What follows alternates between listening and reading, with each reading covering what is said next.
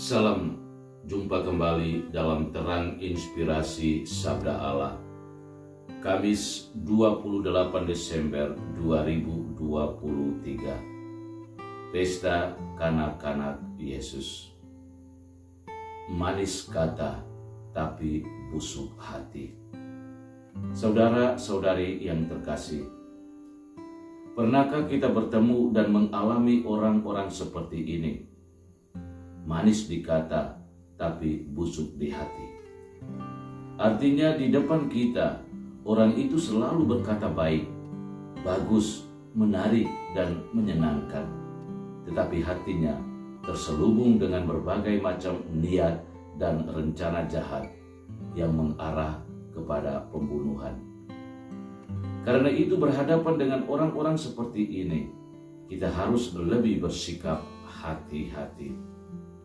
Saudara-saudari yang terkasih, Herodes adalah tipe orang yang manis di kata, tapi busuk di hati.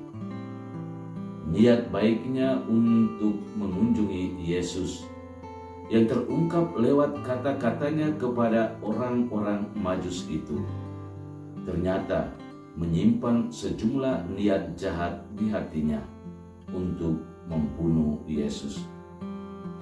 Karena merasa benci, iri hati, dendam, bahkan merasa terancam dengan posisinya sebagai raja yang akan digeser oleh Yesus, maka Herodes lalu berupaya untuk membunuh bayi Yesus itu.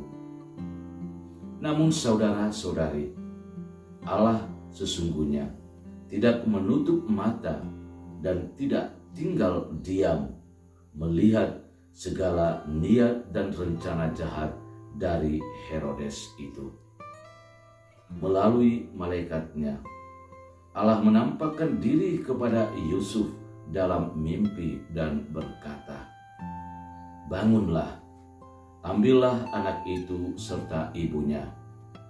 Larilah ke Mesir dan tinggallah di sana sampai aku berfirman kepadamu.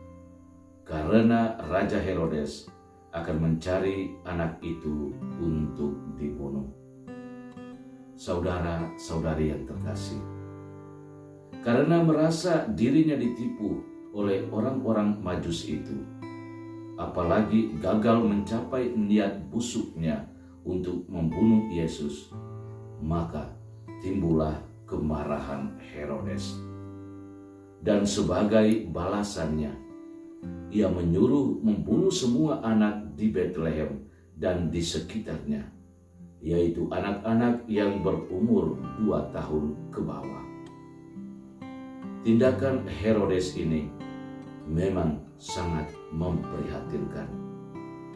Anak-anak yang tidak bersalah akhirnya harus menjadi korban karena sikap sombong dan egoismenya seorang raja.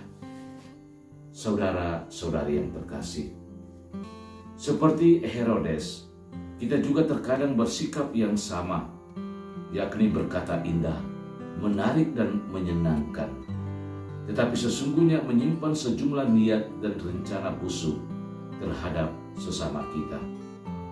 Hal itu bisa jadi karena benci, dendam, iri hati, cemburu, takut disaingi, takut terbongkarnya rahasia pribadi, takut kehilangan posisi, pekerjaan, jabatan, ataupun pangkat tertentu.